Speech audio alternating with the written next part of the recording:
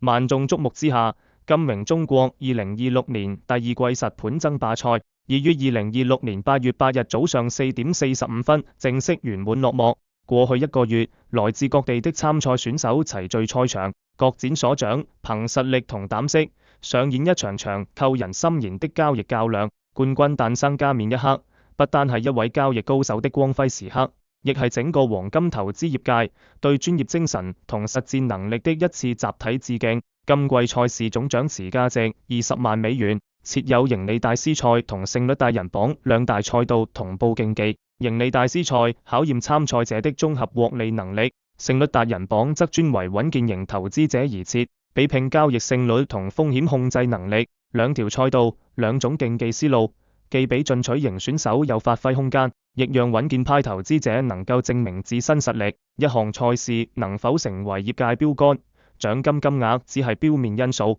賽制是否公平先至是核心。今明中國實盤爭霸賽全程恪守公平、公開、公正原則，排名數據實時更新，每位參賽者的成績均有紀錄可查，有跡可循。對於參賽者嚟講，呢場比賽唔只係爭奪獎金的競技舞台，更是與各路高手切磋、向市場學習的寶貴機會。對於貴金屬投資行業而言，今明中國持續舉辦實盤爭霸賽，正潛移默化推動提升整個貴金屬投資行業的專業水平。今季賽事雖然曲終人散，但黃金市場行情永無休止。各位與頒獎台擦身而過的參賽者，亦請繼續向前。交易本就是一場沒有終點的長征，每一次落場參與都係成長，累積到的每一份經驗都屬於自己的財富。